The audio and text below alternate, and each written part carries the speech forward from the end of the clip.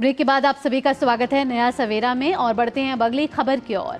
जी हाँ, बात करेंगे बात करेंगे पूर्व राष्ट्रपति रामनाथ कोविंद की अध्यक्षता में आज नई दिल्ली में एक राष्ट्र एक चुनाव समिति की दूसरी बैठक होगी।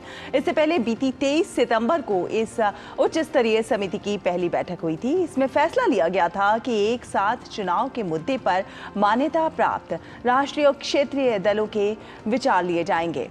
पूर्व राष्ट्रपति की अध्यक्षता में बनी इस समिति में गृह मंत्री अमित शाह और पूर्व सांसद गुलाम नबी आजाद समेत 8 सदस्य हैं।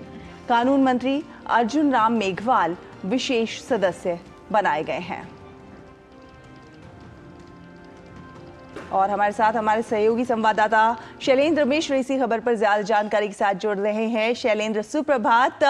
हम जानते हैं कि एक राष्ट्र एक चुनाव को लेकर लंबे समय से बहस चल रही है और विचाराधीन है ये कि तमाम विधानसभाओं के और लोकसभा के चुनाव क्यों ना एक साथ कराए जाए, क्योंकि इससे देखा जाए तो जनता का काफ़ी फायदा होने वाला है।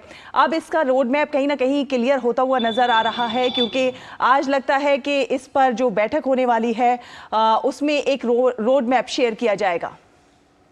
देखिए, महत्वपूर्ण बात यह है कि इस पर एक पहल हुई है और एक कमेटी बनाई गई है पूर्व राष्ट्रपति रामनाथ कोविंद की अध्यक्षता में। और हम जानते हैं कि इसकी एक अनौपचारिक पहले मुलाकात हुई थी कुछ सदस्यों की और पहली बैठक हुई। उसमें फैसला हुआ कि मान्यता प्राप्त जो दल है, क्षेत्रीय दल हो या फिर राष्ट्रीय दल हो, उनसे विचार विमर्श किया जाए। लॉ कमीशन अपनी राय रखे। तो एक विधिवत विचार विमर्श की जो प्रक्रिया है उसकी शुरुआत हमने पिछली बैठक में देखी थी और आज दूसरी बैठक संभावित है, तो निश्चित तौर पर उस पर आगे बढ़ा जाएगा। हम जानते हैं जब कमेटी का गठन हुआ था तब अर्जुन मेघवाल जो कानून मंत्री उन्होंने कहा था कि कमेटी गठित हुई है, विचार विमर्श होगा। इसमें जो तमाम तरह की जो टिप्पणियां आ रही हैं, पहले कमेटी को विचार विमर्श करने दीजिए और एक विस्तृत विचार विमर्श होगा। क्योंकि एक देश एक चुनाव, लोकसभा और राज्यों की विधानसभाओं के चुनाव एक साथ हो, ये एक जरूरत है। इससे हम जानते हैं कि बहुत संसाधनों की बचत होगी।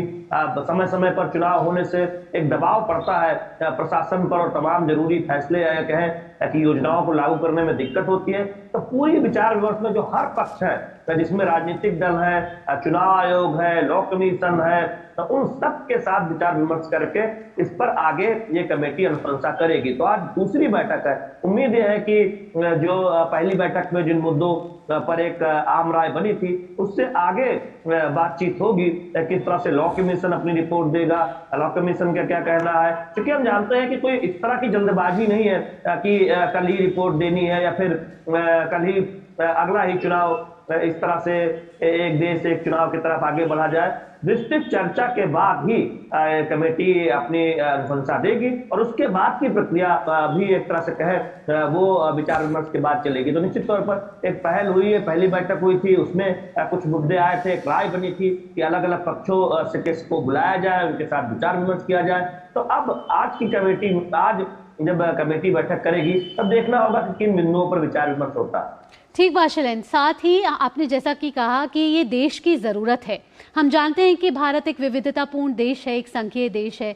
इस तरीके का एक राष्ट्र एक चुनाव की पहल को लेकर आना अपने आप में बहुत आकर्षक दिख रहा है, लेकिन चुनौतियां भी खूब होंगी क्योंकि संवैधानिक पहलुओं को भी देखना होगा। ऐसे कौन से संवैधानिक पहलू हैं या ऐसे कौन से कानूनी बदलाव हैं जो एक राष्ट्र एक चुनाव को लाने के बाद लाए जा सकते हैं?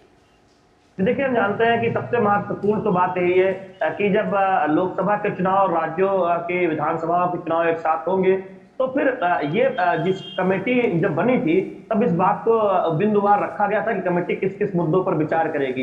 यानी अगर कहीं कोई सरकार अल्पपक्ष में होती है तो क्या विकल्प होगा, अगर किसी राज्य में सरकार गिरती है तो क्या विकल्प होगा। तो इसके लिए कुछ संवैधानिक बदलावों की जरूरत होगी। ये कार्यकाल 5 साल का एक तरह से सुनिश्चित करना होगा, उसके क्या विकल्प हो सकते हैं। यही वजह है कि एक कमेटी बनाई गई है जो पूरी तौर पर इस बात पर विचार करेगी और संविधान में संशोधनों की भी जरूरत होगी जहां तक कार्यकाल का सवाल है। तो यही वजह है कि जब जिन 6-7 बिंदुओं को प्रमुख तौर पर रखा गया था इस कमेटी के सामने, उसमें ये इन सब विकल्पों को भी रखा गया था कि क्या क्या चुनौतियां आ सकती हैं, क्या क्या संवैधानिक बदलाव की जरूरत हो सकती है, कैसे कार्यकाल सुनिश्चित होगा, अगर अल्पमत की सरकार होती है या फिर सरकार गिरती है तो क्या विकल्प होंगे। इन सब पर विचार करने के लिए ही ये समिति बनाई गई और बेहद महत्वपूर्ण भी है ऐसा होना शैलेंद्र, क्योंकि हम देखते हैं कि हर बार जब भी चुनाव होता है तो एक बड़ा जो है वर्कफोर्स उसमें लगती है, पैसा जो रेवेन्यू है वो काफ़ी संख्या में वहाँ लगता है। और ऐसे में जब एक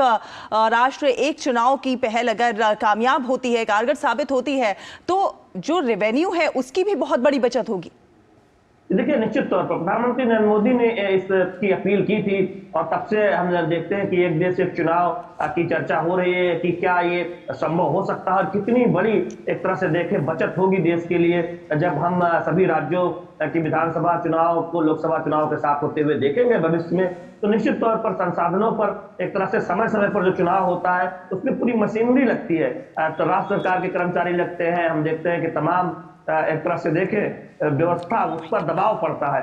तो ये एक तरह से बहुत बड़ी राहत, आर्थिक तौर पर बचत के तौर पर देखें तो राहत तो होगी ही, और साथ ही साथ जो संसाधन समय समय पर चुनाव में खर्च किया जाता है, जो मशीनरी लगती है, वो भी एक बार में एक तरह से देखें तो ये पूरी प्रक्रिया पूरी हो जाएगी। इसी वजह से एक समिति बनाकर उस पर विस्तृत विचार विमर्श की बात कही गई है और तब से ये चर्चा हो रही है जब से प्रधानमंत्री नरेंद्र मोदी ने अपील की थी कि कम से कम विचार किया जाए एक देश एक चुनाव कहाँ तक संभव है और खुले मन से बात करें। बहुत बहुत शुक्रिया शैलेंद्र, इतनी महत्वपूर्ण जानकारी हम तक साझा करने के लिए। तो आज पूर्व राष्ट्रपति रामनाथ कोविंद की अध्यक्षता में दूसरी बैठक होने जा रही है एक राष्ट्र एक चुनाव समिति की। आइए अब बढ़ते हैं अगली खबर की ओर और बात करते हैं मध्य प्रदेश की चुनावी सियासत की। मध्य प्रदेश की चुनावी फिजा अब तेजी से बदल रही है। लगातार